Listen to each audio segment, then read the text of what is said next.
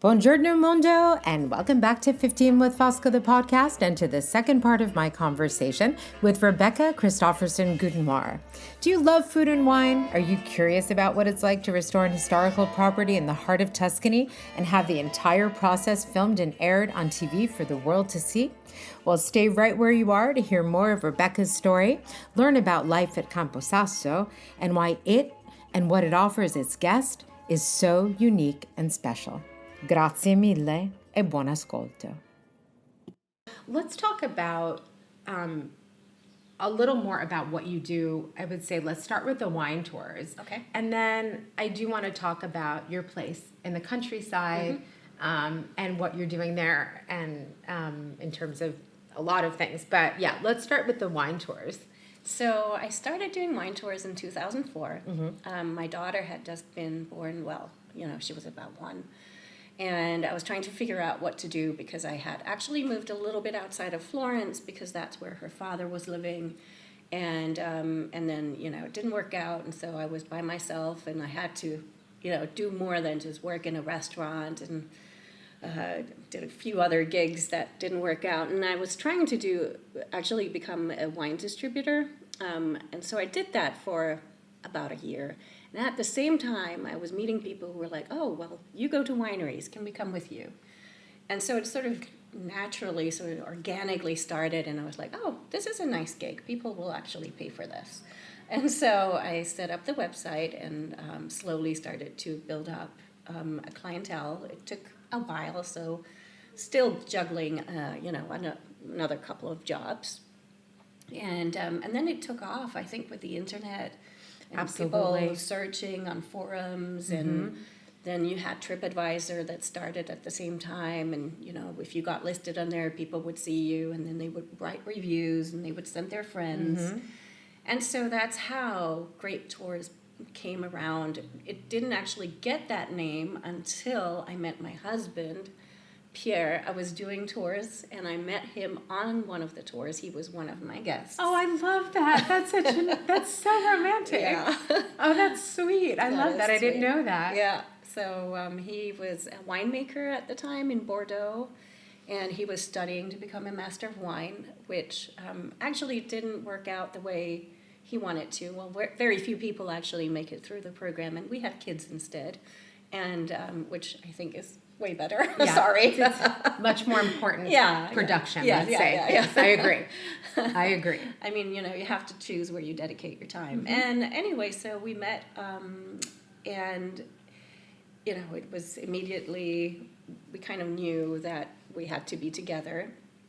And so it took about a year for him to move from France to here. He had a great job that he had to give up for an uncertain life with a Danish girl in Florence. I think he made the right choice. I guess, but it takes a lot of faith, but I think he was at that time in his life, mid-30s, that he was like, well, I either continue doing a corporate job for the rest of my life and get a great pension, probably a great life, or I play cat and I have several lives, and who knows how it's going to go. So he was going to be a winemaker here, but then, the job didn't pay or something, it didn't work out. So he didn't want to do that. And so I became pregnant and I couldn't do the tours by myself. I had a big belly at one point. So he was like taking over for me. So he stepped in naturally. We never made a contract or anything. He just became part of the show. And so together we developed Grape Tours into what it is today. And so now it's, an official tour operator. We operate here in Florence. We operate from Nice, and then we also do week-long tours in different areas. That's fantastic. Yeah. So week-long area, like all over Italy, all over Tuscany. Italy, France, and next year I want to do Portugal for a week. Oh, that's wonderful. Yeah. Oh, I would love to do one of those. Right? Yeah, you better keep me posted. Yeah. So here we have Formaggioteca Terroir, where we are right now, in the heart of the city. You've got Grape Tours, and you're going all over Italy, all over the world. Things are going great. And Yeah, and then there's Campo Sasso. And then there's Campo Sasso. Yeah, and Campo Sasso is this wonderful little podere. It's in Chianti Classico in the sort of north eastern part.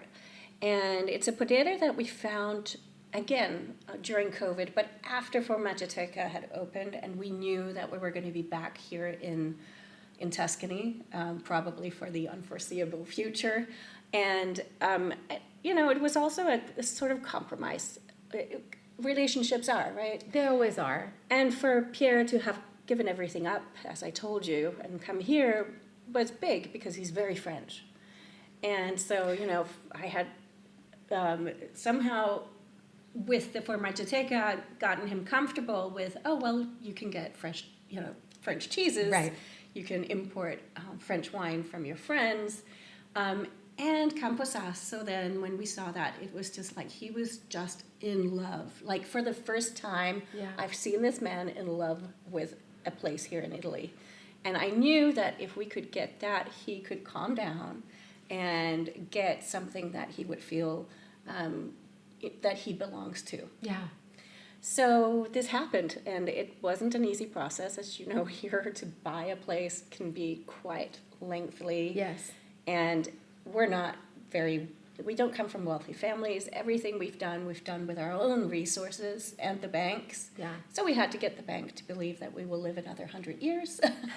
I had to do the same thing. Yeah. It's okay. Yeah. And they did. So I better eat a lot of olive oil and drink wine, red wine. Exactly. But anyway, so we got it 2 years ago, and it. It was still in a state where half of it was renovated in probably the 80s, 90s, and half of it wasn't renovated at all. So we knew we still had to put a lot of money into it, but that was the only way we could afford it. We couldn't afford one that was nicely, already renovated, because that would have just been too much. The costs are astronomical. So we were like, okay, first of all, we're going to get it, and then we'll save, and then we'll renovate. So that takes us to Fixer to Fabulous, which I really want to talk about. Yeah. So I'm happy to say that I've watched a couple of the episodes, and I'm fascinated by it because a lot of my clients do want to move here from other places. They want to move to Tuscany. This is a dream of a lot of people. I think we all hear this. Oh, I want to buy a property, whether it's in Tuscany or someone, and I want to fix it up. And I have to say that the program is fantastic. I really recommend everybody watch it. First of all, it's extremely entertaining, and you guys are wonderful. The property is spectacular. But I think it's important because it's kind of like a reality check for a lot of people, because it does go through all of the surprises, right? And the sort of the trials and tribulations of what refurbishing an historical property in the Chianti, which has all these limitations and all of these rules and regulations, what that entails. So can you take us a little through the process and also tell us about what it was like being on TV, like having people literally in your home for how long did the whole thing take? Yeah. So let's go back to the beginning. Yeah. So we got the house after 10 months of negotiations with the owners and the banks, and just getting everything fact checked. And because it's a historical property, so they have classifications for how historical properties are. Well, this one was the most historical, apparently, and I was still looking at it thinking, well, I'm sure the castle over there is more historical, but never mind. You can't argue with them. Exactly. Okay. So we would not be able to do any large modifications to how it was. So this takes us to that summer. The first summer, we just kind of enjoyed it. We had people over, and we talked about what we wanted to do. We still didn't have the money to do anything, so we were like, we don't know when we're going to be doing this. That summer. So the first summer, we had also Jenny and Dave over with their family. So the Mars family, I've known them for years, since the late 2000s, I think, because they came on wine tours with me. Okay. And so that's how we hooked up, and Nice. we're almost the same age group. They're a little bit younger, but we have kids that are the same age. Nice. And so, yeah, we just became sort of a natural communication. Once in a while, we would like talk. And Jenny and Dave love Italy, and they are hoping to purchase something one day here. And so we were talking about that as well. And I said to Jenny, listen, if you need any information, contacts, lawyers, so forth, especially when you're abroad, you need to really fact check. I'm so glad that you said this, because I say this to my clients all Yeah. the time. Yeah. The best thing that I can do for you is to put you in touch with experts. With the right people. Exactly. Like, that's what I do. Yeah. I can put you in touch with people Exactly. who can get you through this process. And I'm really glad you mentioned that, because people sometimes think like, oh, you Yeah. know, I can. No, you can't do it yourself. Yeah. Okay, so continue. So you were Yeah, talking so about this with we them. were talking. So I said to her, if you need that, I've just gone through the process. And she was like, really? Wow, you know, can we see it? And of course they could. I mean, come over. We're bored anyway. It's COVID. And so they took the first plane over, I think, when you know, the borders opened up, because they really wanted to get out with their family. And we did a little bit of a hanging out with some good wine and barbecue and a little bit of bourbon. And this idea just came from them. They said, well, what if, you know, when you do the renovation, we put the show on it, we'll pitch it, you know, this project to the show and see if they accept it. And we were like, sure, yeah, whatever. Yeah, like that'll happen. Yeah. Okay. And then it did happen. Yeah. And so that was August 2 years ago. And then in December, they came over for the first time with the production team to take a look, have the first talks with the architects. And that's when we found out how long it would actually take, which, you know, one side of it was I was happy that it would go faster because the show was there to help, because they had deadlines. On the other hand, when we saw that it didn't, I was still happy, because we were like, okay, well, we can start to rent out the house, so that will give us some money back on the investment. But when it didn't happen, and you'll see that in the show, didn't happen for a long time, we were still kind of happy, because then we didn't have to pay the contractors until they were done anyway. So it kind of worked out. You know, these kind of things you can't predict. No. At all. No. And so it did work out quite well. Okay, so I have two follow-up questions. One is, how long did it take? So it took about a year since we started demolition. Okay. So from demolition day was February of last year, and the last sort of finishing touches, February of this year. Wow. Okay. Yeah. Okay. So it was a year. Okay, which, you know, it's actually not that Not bad. No. Not at all. No. Not at all. And so tell me about what that vision is for now that it's done, and you've done a couple of really incredible things with the property. So I want to talk about what the vision is for the property and what you're doing there. Yeah. So Campo Sasso for us is sort of the center of our business and our family. Okay. Because the two are hard to split, right? When you work together and you know all the ideas, and so it's really the heart of the business. It's a consolidation of our activities. So Pierre, because he was a winemaker, has planted a small hobby vineyard, which is very special, and I haven't talked much about it yet because they're baby vines. Okay. But it is in itself a vision of unification and of tradition and innovation. It's very bizarre, this vineyard. Sounds wonderful. It is. I love it. It's grown the way the Etruscans grew vineyards, so in between fruit trees. Yeah. And it's checkered. So I'm going to have to show you guys, because I'm going to have to come. Yes. I'm going to take that as an invitation. Yes. Yeah, okay. I've just invited myself, as I often do. But I'm going to have to come and see it with my own eyes. Yeah. And then there's 4 grape varieties from 4 different parts of the world. And we're going to be making a sweet wine, because that is the tradition of Chianti Classico. It's the Vinsanto. So we're going to make a sort of special kind of Vinsanto. It's not going to be called Vinsanto because you cannot. Right.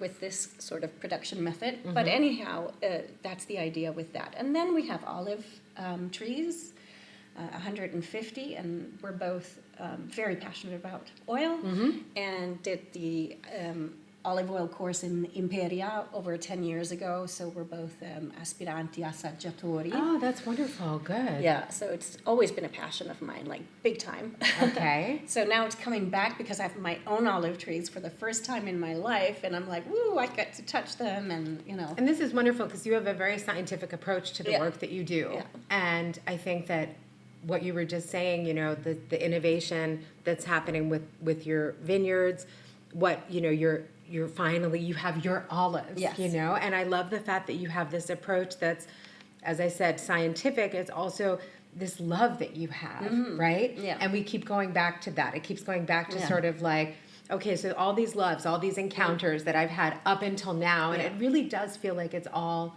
led to this moment. Yeah.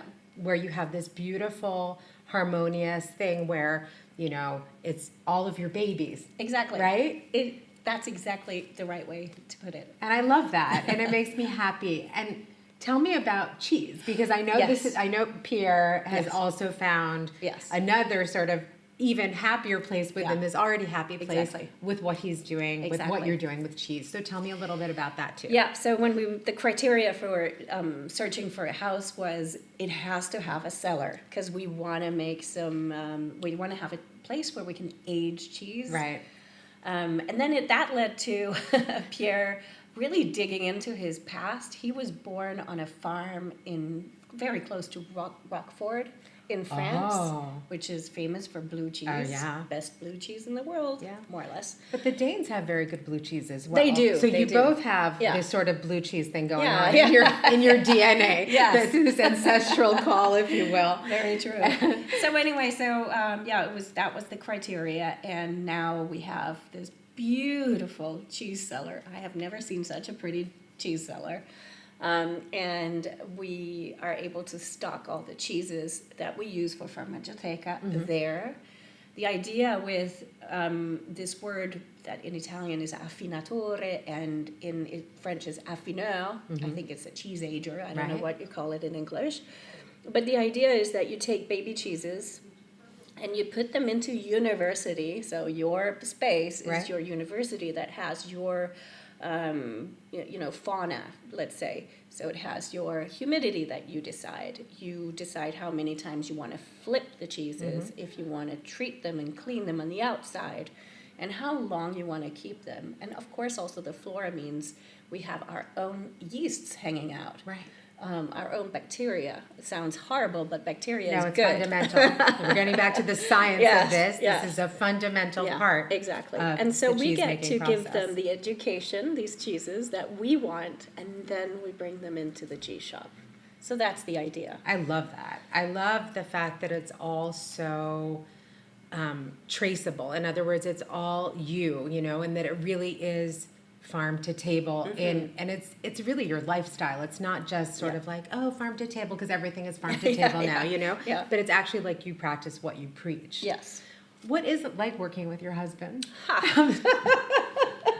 I had to ask. You were warned. You knew that this question was coming. And I was like, maybe she forgets. Oh, we can edit it out. But I thought, because it sounds like such a, you are so in sync. Yeah. You do have this shared vision. Yeah. And I think it's also wonderful that, Italy is your adoptive country. Yes. It didn't belong to either of you. No. But it became, your also, place. That's a beautiful testament to your relationship, I think. I hope so. I mean, it's not been easy. We're both very, very strong people with our very distinct personalities and certain things that we, of course, like every relationship, exactly how far you can go and so forth to irritate the other. Oh, yeah. So we try and divide our day into different things, that he takes care of the cheese and I don't mess with it. Okay. Unless he's not here, then I get to mess with it. Then you get to mess with it. Okay. I take care of Farmaggioteca in case, I need to be here. If somebody's sick, he doesn't do that. Also because he's not good at that. So we know what the other one can do better. And you complement each other. I think so. I don't do the agriculture. He does, because he knows how to do it, and I'm physically not able to. I have a few, back problems and stuff, so that's fine. So I do other things. Okay. I love cheese. He loves cheese. I love to serve it and eat it. he loves to handle it. It's perfect. Yes. No, so that works well. So you found this, I think, this really nice balance. Yeah. And I want to go back to Campo Sasso, Yeah. because I know that cheese is not the only thing you're doing there. Right. So I want to talk more. I want to hear more about what else you offer there. Right. So there's the cheese. Then we produce olive oil. So we have our own brand of olive oil called Campo Sasso, or Olio del Campo. Okay. But then the idea with the farmhouse was to transform it into a guest house. Nice. So yeah, and that is what you have to. That's why you have to say is watch Fixer to Fabulous Italiano, because that is the whole the whole process. And where Jenny and Dave, they're helping us, coming with ideas because they already did the same thing back home. And even though it's a completely different place, the idea behind it was the same. So we want to rent out the farmhouse to people who are in the sort of same vibe, I guess, of slow travel. Yeah. And who want to experience the countryside more than just in and out. Absolutely. So we don't want to do like 1 night or 2 night or even 3 night stays. People have to stay for like a week, 5 days minimum, I think we put. And we call it a retreat because we want people to sort of like get away from what they're normally doing and normally thinking. I mean, you don't have to be a foodie to go there, but you'll probably leave one as a foodie because we want to make sure we introduce people to all of the things. So what is included in your stay is an olive oil walk and tasting and a little bit of not a lecture but like so people will understand. A little workshop and a demonstration, whatever. Exactly. Giving people knowledge and Yeah. teaching people how important it is to pay attention to what you put in your body. Exactly. And so we also include a cheese tour with a tasting, and so those are already included in your stay. And then you can opt for other experiences that are offered around, like you have the pastificio Fabri that are producing the fantastic wholesome pasta and other things, so it could be anything from a very not common, but it's offered everywhere, sort of cooking classes and stuff like that, but with people that we know and we know that they're doing a really good job.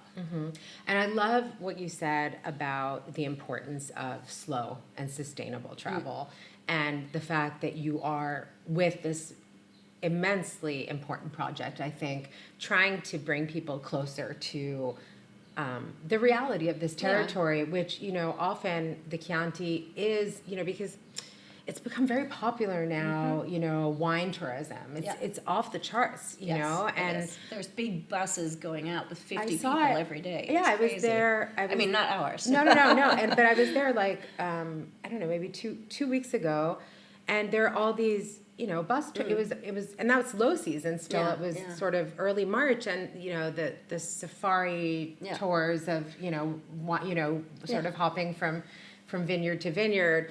And when I started going to the Chianti, and I'm talking now about probably about 30 years ago. It was not like that. And so I think what you're doing is fundamental because you're slowing things down and you're doing what I think the Chianti makes us do. Or at least it makes me stop. It makes me reflect. It makes me pay attention to the nature around me, to where what I'm eating is, like, seeing where what I'm eating is coming from. And, for us, this is sort of an extreme privilege because if you live in the city of Florence, to get to, the first part of Chianti, let's say, it's like a half an hour, Exactly. And so for me, it's always been about escaping the craziness of the city and being in a place that's saying to me, you need to slow down.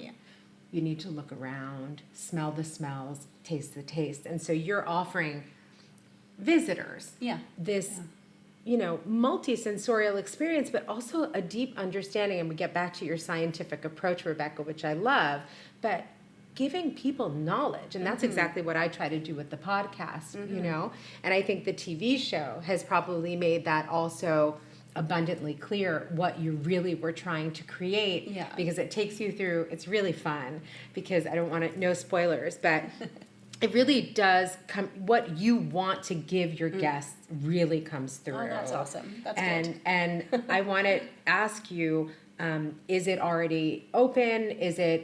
Are you operative? Where can people find the information? Right. So, of course, we're on all the socials when it comes to, Grape Tours for Magiteca and Campo Sasso. But we're still actually like just keeping it for ourselves for the next few weeks. Okay. There's still a few details that have to be worked out. We want to make sure the house is actually fully functioning. Okay. So even though it looks like it's ready, there's that water tap thing is not working. That electricity thing is not working. So there's still a few details. Minor details just to tweak. And we're not in a huge hurry. Okay. We don't want to stress out over it. We think that things are going to be okay. And we want to also enjoy it. Because, it was also for the family. So we go there in the weekends. I'll probably go a couple of hours today because I have a few things that I need to fix. Mm-hmm.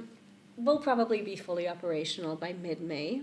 Ah, okay. Yeah. That's and wonderful. Then we want to have people over and just, enjoy it and show. Also because we're entering into the best season, as things start to get warmer in the city, people really need to get out into nature and to breathe some clean air and eat some really good cheese and drink some really good wine, which is something. But I love the philosophy behind it. Thank you. And I think it's important. I think there are a lot of people who have a vision of the Chianti because it's so close to Florence, because it's so popular, because it's, because as I said, wine tourism has become such a big deal. So I think it's really important what you're doing in sort of really actively fighting this sort of mass tourism, which I think is very dangerous especially to delicate areas of agricultural importance like the Chianti. And so I'm really looking forward to coming. So tell me when it's going to be open, and you said it's opening in mid-May. Mm-hmm. So this podcast will actually be broadcast, I think, in June. So it'll already be open by then. It will be open. Okay. So our listeners can find all the information in the show notes about how they can get to Campo Sasso, and I'm personally just dying to go. I want to ask you, we're coming to the end of the podcast, and I want to ask you a couple of questions, because, you are, like me, you're not from here originally. No. So is there something you really miss about living in Denmark? Oh, gosh, I've lived here for way longer than I ever lived in Denmark. And when people talk to me, they're like, you're more Italian. Like, I guess on the inside, because the outside is clearly not. But so it's actually kind of the opposite. When I go to Denmark to visit, I miss things about here. And sadly, I don't miss a lot of things from Denmark. Not because they're not great. It's just because it's so long ago. And apart from a few people that I do miss, it's not, there's really, let me backtrack on that. I do miss the fact that you could have a country that's a little bit more well organized. Okay, yeah. That is one thing that I regret about Italy, but it's also one of the things that you just have to embrace and live with. Yeah, and I'm really glad you said that, because I think that it's normal that we see things and say, well, for example, if we were in the U.S. or if we were in Denmark, this would be, but you embrace, I think the beauty of living in Italy is that you do come to embrace those very Italian things and accept them also because we've chosen to live here. And so we really don't have the right to complain.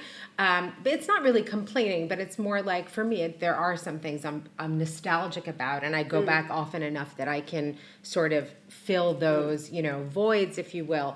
But very much like you, I do feel now that I've spent really most of my adult life here, I do feel more Italian than American. And when I go back, I do sometimes feel like a fish out of water in certain places, you know? Exactly. Not with people. No, but it's more because you missed the last 30 years right. of And what's going on. Right, and it's just sometimes I'm like, oh wait, this, gosh, this, is so big. Yeah. That's always the thing for me, right? When I go back to the States, I'm like, oh my God, this supermarket is so big and so cold. Yeah.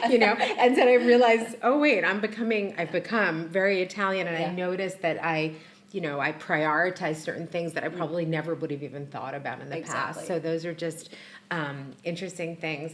And do your kid, like, you're raising your kids in this really, I love this, that they're growing up with 3 different cultures. Yeah. How's that for them? Do they speak how many languages do they speak? They speak English because I speak to them in English. Oh, you do? I don't actually speak to them. I was going to ask you that. Well, your English is perfect, like everyone from Scandinavia. Almost. Come on, you speak better English than I do. So I actually, I grew up bilingual. My mom's Canadian. That's how that came about. And so when I had my kids, I was like, well, Danish is a nice language, but I also don't ever speak it anymore. Right. I speak it with my mom. Funny enough, even though she's Canadian, and then I speak it to a few other people that I might know that are Danish. But that's it. And so I'm out of practice. Yeah. So I'm not like I can't speak it. I can, but it comes way more natural to me to speak English with them and with Kier, so that he's not excluded. Right. He understands. Okay.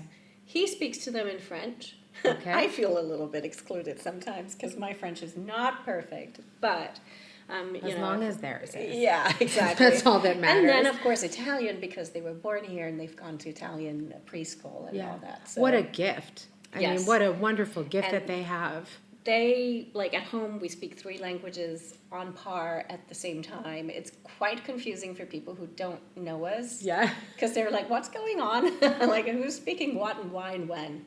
But for them, I think it's totally natural for them to switch. They don't think about it. Oh, no, it's amazing. my daughter's the same way, and I observe it. I think Florence, one of the things that I love about Florence and Tuscany is that you do meet people like you. Yes. And I think that's what makes it such a special place, is that people do come from all over the world, and those of us who decide to stay typically are staying because we're so invested in the country and the culture. Yeah. And when you're raising a family here, everything changes. Yeah. I mean, we were just talking before about being moms, but I think the way you're raising the kids is just to go back to all of your babies, I think it's just wonderful that you're giving them not only this sort of, this multicultural, which is very exciting environment, but you're also giving them this this really healthy way of living, and I mean it from all points of view, because it's, for me, for the Chianti, or even coming here when I come with a friend, for a drink and some lovely food, or spending a weekend in hopefully Campo Sasso as sort of this wonderful style of living where you're privileging the bounty that our earth is giving us, right? You're preserving it. Yes, you're in the tourist industry, but in a very specific and sort of contemplated way. So really trying to teach people about what this territory is. And I want to go back to the word terroir as we come to a close, because I think that's what it all comes down to, right? Yep. And so sort of you're elevating this territory that's already so elevated, right? Yes. And you've also brought this beautiful corner of, I don't know, it's a combination of so many things, but you've brought this beautiful place into the heart of Florence. And so I'm very grateful to you for that. Gosh. No, sure, I love it here. But also I want to thank you for sitting down with me today. And thank you, Fosca. Oh, and talking about everything you do. It's so wonderful. And I wish you the best of luck. I know it wasn't easy. Nope. and I think it's important that, so much happened during the pandemic, and we hear all these terrible stories. Yeah. But it's really nice to hear stories like yours, where the pandemic really did bring about something so special, so many special things. Yeah. And I hope that our listeners will follow you and come on one of your tours and hopefully have a retreat with you, which sounds absolutely delightful.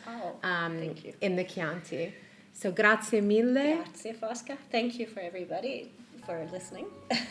Thanks to all of you. Follow Fosca. Oh, thank you. See, and now I get a pitch from my guests. That's what I love. That's why I always say my guests are the you're best. Lovely, so. You're the sweetest. Grazie mille. Alla prossima volta.